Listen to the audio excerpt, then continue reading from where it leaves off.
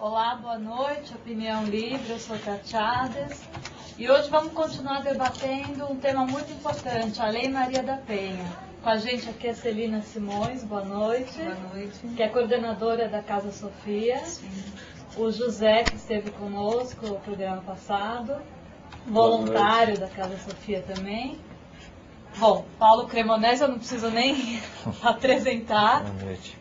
Temos o Leandro também, que é jurista, e conosco o Dr. Otávio Munhoz, também criminalista. Aqui. Otávio Rossi Vieira. Rossi Vieira, desculpa. Então vamos começar. Celina, eu gostaria de... na semana passada eu deixei um tema assim, meio que em aberto, eu gostaria de te perguntar sobre os vários tipos de violência. Eu falei sobre uma coação psicológica, né? Uma coação psicológica, moral, e a violência também, realmente, né? A mulher que é surrada, que é estuprada. Qual é o limite para a mulher saber, entende? Aonde começa essa coação psicológica e o que ela precisa fazer? Então, nós trabalhamos muito com o círculo da violência, que é padrão mundial. Então, no círculo da violência, na primeira fase, a fase de tensão, que por várias razões leva um homem a ser um agressor. Nessa fase de tensão, lembrando que é padrão mundial, o agressor vai fazer de tudo para deprimir a mulher, usando a violência psicológica. Humilhar, né? Nesse momento da violência, na fase de tensão da violência psicológica, por exemplo, o serviço da Casa Sofia é entrar com jurídico, com terapia individual, o grupo psicoterápico, terapia comunitária, o grupo de autoajuda, ou arte-terapia, para que a mulher resgate a sua autoestima, se empodere e possa sair do círculo da violência. Porque se isso não acontecer na fase de tensão, a mulher entra numa segunda fase, que é chamada de alta vulnerabilidade individual, que a mulher corre risco de morte aqui. Essa fase de tensão primeira termina ou com esbofeteamento ou com empurrão leve. Nessa fase de tensão, o agressor já fez tudo para tirar a mulher do seio da família. A mulher até então ela não entende o que está acontecendo por achar que aquilo é um padrão de cultura, um padrão cultural, é assim mesmo, minha mãe foi educada assim, então eu vou continuar assim, então. É tanto que muitas mulheres comentam, né, assim, quer dizer, conhecem alguém, tem alguma amiga e falam, eu não entendo porque quando ela consegue sair desse padrão, quer dizer, desse relacionamento, ela entra num padrão semelhante. Sim. Mas na verdade, quer dizer, ela está doente, também está presa a um padrão, tá certo? Então, daí, de infância, Só terminando o círculo da violência, então passa a fase de tensão, que tem mulheres que ficam muitos anos em fase de tensão. A segunda fase, que é essa alta vulnerabilidade individual, que a mulher corre risco de morte. Se vai para a Casa Sofia, nessa situação, nós não podemos fazer mais nada, a não ser abrigar a mulher e os filhos para salvaguardar as vidas. E a terceira fase do ciclo da violência, que é padrão mundial, é a chamada lua de mel. Muitas mulheres voltam a pular com o agressor, pela codependência afetiva, pelo desemprego, pela baixa escolaridade, por uma série de razões. E vou lembrar que isso é padrão mundial, não é só dos países emergentes como o nosso não. Isso acontece em países de primeiro mundo, tudo. Então, se a mulher não rompe o círculo da violência na fase de tensão, ela cai para a segunda fase de alta vulnerabilidade individual. Se não romper aqui, ela vai cair na terceira fase, que é a lua de mel. Nessa fase da lua de mel, a mulher perde o contato conosco. Nós já não sabemos onde a mulher está. Porque às vezes há uma mobilização muito grande para nós tirarmos, por exemplo, uma mulher do cárcere privado com os filhos. Uma vez nós tivemos que contar com 11 policiais à paisana para tirar a mulher, os filhos, professora, costureira profissional, e era surrada todos os dias. Nós conseguimos fazer o BO dela, já eram 11 horas da noite, no DP, era uma sexta-feira. Essa senhora, nós a levamos num hotel. Na segunda-feira de manhã, 7 horas da manhã, eu fui buscá-la para ela ir para o abrigo às 9 no centro da cidade. Daí que eu fui conhecer pessoalmente, nós chamamos lá a casa da Helena para salvaguardar o nome. Ela estava com todos os dentes trincados, de tanto soco de baixo para cima, só com o lóbulo inferior da orelha direita, porque de tanto tapa, infeccionou e ele mesmo dava injeção de antibiótico, ela estava em cárcere privado e todas as pernas pretas, né? E daí ela foi abrigada por 9 meses, depois a coordenadora ligou que o próprio agressor tinha ido buscá-la, né? E daí nós perdemos o contato com ela. Então esse é o nosso dia a dia, né? Então, se a mulher não rompe o círculo da violência, que é a responsabilidade de todos nós, né? De todos nós. E Celina, que a gente estava debatendo, né, no outro programa, é se realmente a Lei Maria da Penha ela é eficaz da forma, ou ainda não. Para mim, a Lei Maria da Penha ela é tão eficiente quanto o Estatuto da Criança e do Adolescente, se for realmente implementada, né? Se for realmente obedecida, entre aspas, ou se todo mundo junto, a sociedade civil organizada, com o poder público, fazer valer, acontecer a lei, porque se ficar só no papel, continua sendo uma lei por lei. Eu penso que há uma grande responsabilidade de todos os segmentos da sociedade em fazer valer a lei. Eu acho assim que nós avançamos muito com a Lei Maria da Penha. Nós temos que colocar em prática a lei. Tem que dar mesmo medidas protetivas para a mulher, tem que ser cumprido o que a lei manda. Né? Celina, você falou em abrigo na cidade de São Paulo, que é a maior cidade do Brasil. Quantos abrigos tem? Quantas vagas tem? Você tem uma ideia? Então, na verdade, são pouquíssimos abrigos, né? Eu acho que não temos mais do que 6 abrigos em São Paulo. E lembrando que em abrigo não é depósito de ninguém, de mulher, de filhos. Então, abrigo tem que ter poucas pessoas. Então, 5 mulheres com 20 crianças, pensando numa média de 4 filhos por mulher. Então, tem 25 pessoas, né? Numa dinâmica, por exemplo, teve uma época na Casa Sofia que nós estávamos abrigando uma mulher por semana. Isso subentende o quê? Que em 2 meses nós lotávamos um abrigo. Olha. Isso é seríssimo, né? Então, o que acontece aí? Uma grande ausência de política pública. Eu acho que a violência doméstica é saúde pública mesmo, né? De responsabilidade da sociedade.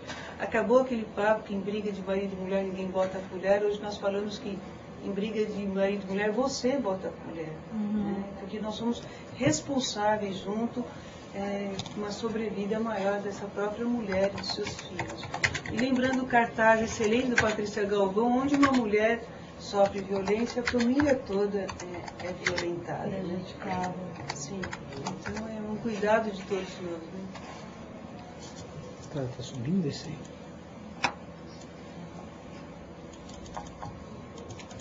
Problema no chat. Salta. O pessoal que está mandando perguntas, se está com um probleminha no chat, já está sendo resolvido. Vou aproveitar enquanto isso, se me permitir. A senhora tem dados estatísticos depois que a lei entrou em vigência, se realmente diminuiu os casos de violência e, se for possível, em que percentual isso diminuiu? Nós não temos ainda dados estatísticos, né? Que a lei fez 2 anos tudo, ainda é muito incipiente como estatística, né? Nem na casa nós vamos começar a sistematizar o arquivo vivo de 2005 para 2008, né? Mas o que eu vejo que acontece hoje? A mulher denuncia mais. Isso é provado pelos números de atendimentos que nós temos, né? Então, a Casa Sofia hoje atende 250 mulheres, isso representa mais de 1.500 atendimentos no mês, porque cada mulher passa no mínimo 4 vezes em terapia, 2 no jurídico, 2 no serviço social. Então, cada caminho que essa mulher faz dentro da Casa Sofia, isso é contabilizado. Então, 250 mulheres, mais uns 380 atendimentos via 0800. Né? Que quando não está próximo ali do Jardim Ângela em retorno, nós temos pastas de encaminhamentos, que daí a mulher liga, por exemplo, de outras regiões, então nós tentamos localizar onde ela está e quais são os serviços que atendem com competência a mulher nessa região. Então, estatística ainda nós não temos. O que eu posso afirmar é que hoje a mulher denuncia mais. E dentro de um contexto aqui do município de São Paulo, poderíamos afirmar que as regiões mais periféricas são as que avolumam mais denúncias do que os bairros onde o poder econômico e a cultura são mais acentuados? Eu penso assim que em número populacional as periferias já é um grande número, né, em termos de população. E eu acho que a violência doméstica ela não escolhe classe social, né? A mulher com poder aquisitivo maior, na violência doméstica, ela mesma procura o seu advogado, a sua terapeuta. A mulher empobrecida não. Então, se não tiver serviços qualificados para atender essa mulher em situação de violência doméstica e sexual, fica difícil. Por isso que a Casa Sofia conta com 0800. Porque se não fosse nem 0800, nem a mulher ligaria, porque às vezes não tem condições de comprar pães. Exato. Vai comprar cartão, vai comprar ficha. Então tem que ter serviço de 0800 para garantir pelo menos a ligação dessa mulher. Agora, até falando em falta de recursos, eu vou me permitir ser bem realista, dentro de um contexto que infelizmente nós não temos imagens aqui, mas que não seria difícil de fazer. Se nós sairmos daqui agora e formos até o Parque Dom Pedro, as proximidades do Parque Dom Pedro, ali na Venceslau Braz, descendo, especificamente eu me referindo à primeira DDM, como poderíamos ir em 93, onde tem a terceira DDM, enfim, nós sabemos que hoje nós teríamos, no mínimo agora abertas à noite, 5 delegacias da mulher, se bem que à noite não, à noite é só uma centralizada, próximo ao metrô. Se eu chegar agora na delegacia, eu, salvo engano meu, peço desculpa da Secretaria de Segurança Pública, mas em outras oportunidades foi este o quadro que eu encontrei. Nós vamos ter uma delegada, um investigador, uma escrivã, quando muito um escrivão de apoio ou um investigador de apoio. Fazendo um paralelo disso aos aspectos que a lei, conhecida como Lei Maria da Penha, prevê, como por exemplo e principalmente as medidas protetivas de urgência, quais sejam: a autoridade policial dirigir-se ao local para ajudar a mulher a retirar seus pertences, entre aspas, resgatar os filhos, conseguir abrigo e local público de proteção efetiva à mulher, ter inclusive contingente suficiente, ela mesmo citou 11 policiais para prender uma pessoa, etc. Nós não vamos encontrar isso na DDM. E no programa passado, apenas recordando, eu dizia, não que é uma lei utópica, porque a mulher não mereça. Pelo contrário, ali agora há pouco, antes de entrarmos, eu disse que eu achava que as penas deveriam ser até mais graves para esse tipo de crime. Entretanto, o que me chama a atenção é o caráter subjetivo do texto que o legislador impôs para proteger a mulher nessa legislação, que eu chamei de um texto político, embora a ideia ou a vontade do legislador e dos segmentos todos que apoiaram essa lei era realmente de se ter um texto legal que tivesse eficácia, porque não adianta ter um texto eficiente se ele não for eficaz, na teoria. Cito como exemplos de subjetividade e que vai ser interpretado ainda hoje por homens, juízes, né? Embora eu volte a repetir, como sempre repeti aqui, minha opinião pessoal, já falei isso várias vezes. As melhores sentenças que eu já vi foram dadas por juízes, mulheres, muito mais sensíveis, muito mais dedicadas, muito mais cultas até, muito mais bem embasadas.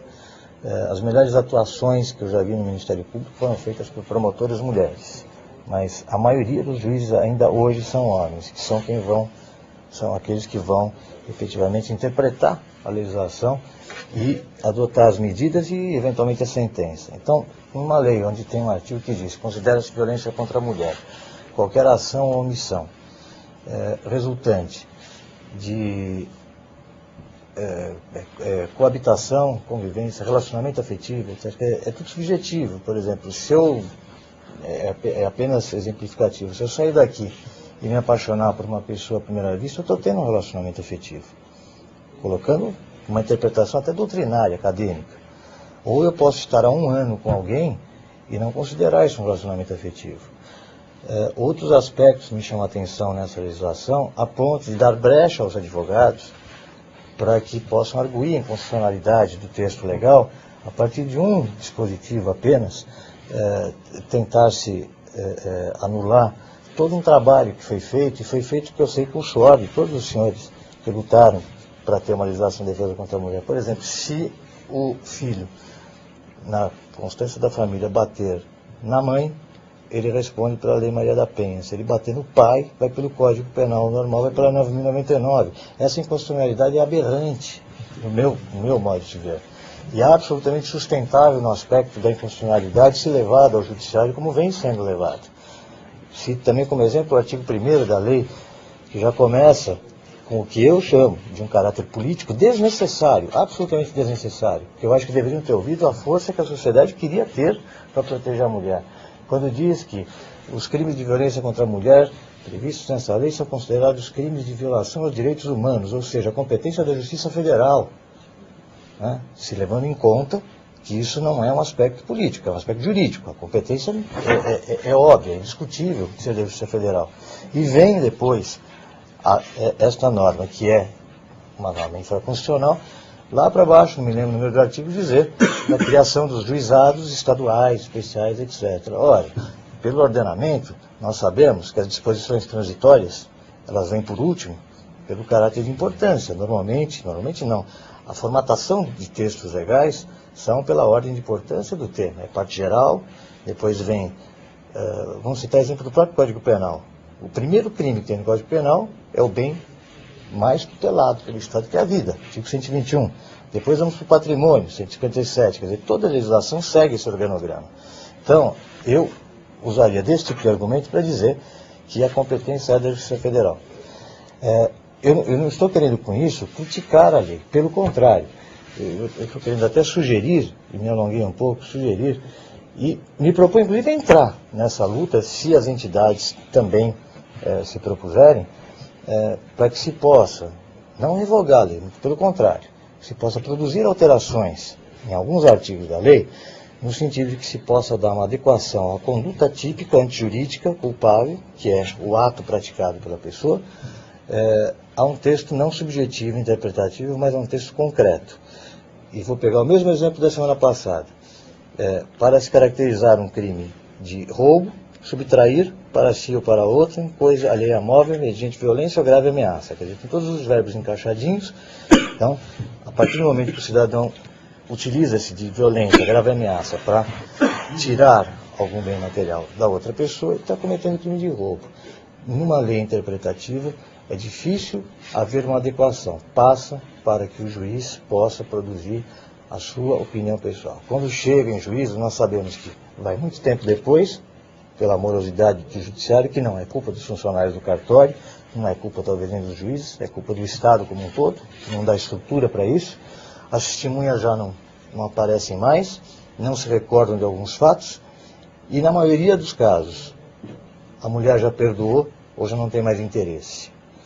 E, apenas para encerrar a minha opinião, para deixar o Zé à vontade, existe um terceiro aspecto que eu até agora não vi ser aplicado e que muito bem você me lembrou no último programa. A própria lei, eu estou usando essa câmera aqui, né? Essa do meio. A própria legislação, ela prevê que o juiz do crime possa, dentro do mesmo contexto procedimental instaurado para apurar um crime praticado com base nessa lei, também fixar o aspecto indenizatório, que seria pleiteado normalmente numa das varas cíveis, uma ação indenizatória, pode ser pleiteado com base na Lei Maria da Penha, no mesmo processo criminal, pelo mesmo juiz criminal, ele aplicar a sanção civil, que às vezes, por incrível que pareça, funciona muito mais, porque dói no bolso do cidadão, dói no bolso, e aí funciona mais. Eu não conheço um caso, aqui em São Paulo pelo menos eu não conheço um caso, de um cidadão que tenha tido a prisão preventiva decretada com base nessa lei. Conheço um caso em Goiânia, eu citava semana passada, 1 ou 2 casos, mas que a prisão preventiva se operou por outras razões que não aquela coerção imediata do acusado com a vítima. Então, são por essas brechas que são dadas aos advogados, e vou também pedir depois para o doutor Otávio, que advogado como eu, mas que é sempre mais enfático na postura no que diz respeito aos advogados como um todo, para que possa se pronunciar, se assim nos der a honra, no sentido de analisar esse contexto que eu acabo de colocar, porque eu acredito que do jeito que está, nós vamos passar sempre por vários homens, e não tenho vergonha nenhuma de falar, não é nem vergonha, não tenho receio nenhum de falar e ser processado por eles. Já vi juristas renomados enaltecerem a lei, dizerem que com todas as inconstitucionalidades que ela tem, ela é um avanço, etc., e que assim deve prosseguir. Me desculpe, senhores juristas, os senhores têm mais do que obrigação, porque eu não levo tarja de jurista, os senhores levam. Os senhores têm mais do que obrigação de se movimentarem, irem ao Congresso Nacional, produzirem os lobbies, que normalmente os senhores produzem para outros interesses, porque esse interesse é muito mais relevante, produzirem lobbies de modificação, porque os senhores têm muito mais conhecimento que eu também, para que a lei possa efetivamente ser aplicada na prática, para que o juiz não tenha mais a faculdade de algumas coisas, mas que ele tenha o dever de aplicar algumas coisas. É a minha modesta opinião. Doutor você tem toda a razão. Eu te dou toda a razão, porque quando a gente recebe uma vítima de crime covarde como esse, que é ameaça enfim, de homem contra mulher, quando a gente recebe uma pessoa dessa, com todas as provas que nós temos, porque sempre que antecede uma briga tem um telefonema ameaçador, tem e-mails ameaçadores, tem uma série de provas, vários telefonemas, às vezes o algoz persegue a vítima no local de trabalho, e a própria lei diz que o juiz, que a vítima, ela não pode ser mandada embora do local de trabalho quando esse algoz vai lá e vai ameaçá-la lá, etc. e tal.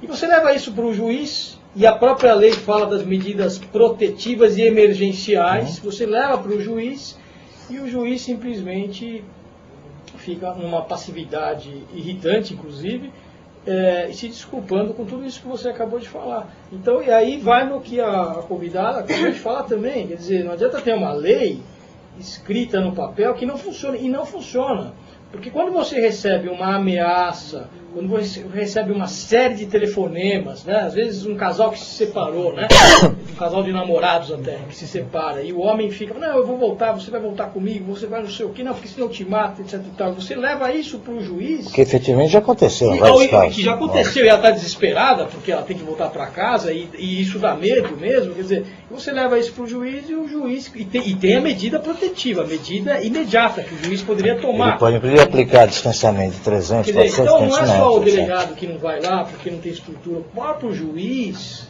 tem elementos, infelizmente, de até já fala, não, a lei é inconstitucional e não aplicar a lei. Quer dizer, quando a lei é muito boa, vai buscar o camarada lá, vai trazendo o juiz, pode ser preso preventivamente, isso está escrito na lei. Sim. Mas, infelizmente, ela é inaplicável. Porque se eu for defender também o algoz, é isso que eu vou dizer. Mas quando é vítima, é muito desagradável. Difícil. Essa lei deveria ser reaproveitada com outro mecanismo, evidentemente, né? Porque também tem as agressoras, também. Isso existe também. Também vão no escritório os homens que são agredidos pelas mulheres. Isso também existe, infelizmente. Mulheres neuróticas, mulheres que não admitem um término de um relacionamento, né? Ficam ameaçando, ficam extorquindo, né? Então, infelizmente, eu acho que essa lei tem pouco tempo, tem 2 anos, mas ela precisaria se adequar realmente à realidade jurídica. Vamos fazer uma coisinha, gente, porque mais uma vez lotou de perguntas. Vamos tentar responder rapidinho, todo mundo responde o pessoal, porque está lotado, eu estou vendo. Se essa lei da Maria da Penha não deveria ser, quer dizer, para qualquer ser humano, por que precisa pergunta, ser desculpa? Nora? Pergunta se a lei... Na verdade, a lei específica para mulheres, ela deveria ser aplicada para qualquer ser humano, né? Olha, independente de ser mulher ou homem. Inclusive, fiquem à vontade para responderem comigo. Eu acho o seguinte, a lei veio, eu critiquei todo o aspecto dela, mas vamos também elogiar a origem. A lei veio por uma cultura que é acentuada aqui no Brasil, de um machismo até imperial, né? Da época... O Brasil foi descoberto e existia isso. A mulher foi conquistando espaços e espaços com o tempo, que o homem, inclusive, impediu que acontecesse. Procurou impedir ao máximo. Nós estamos chegando em tempos que alguns já reconhecem, eu diria até inferioridade masculina para determinadas situações. Basta ver concursos públicos. As mulheres são melhores colocadas, se for feito uma conta aritmética até, ou seja, tem 20 candidatas mulheres e 100 homens, das mulheres 10 são aprovadas, vamos supor que tenha 20 vagas e 10 homens aprovados, ou seja, 50% das mulheres foram aprovadas e apenas 10% dos homens. É nesse aspecto que eu estou dizendo.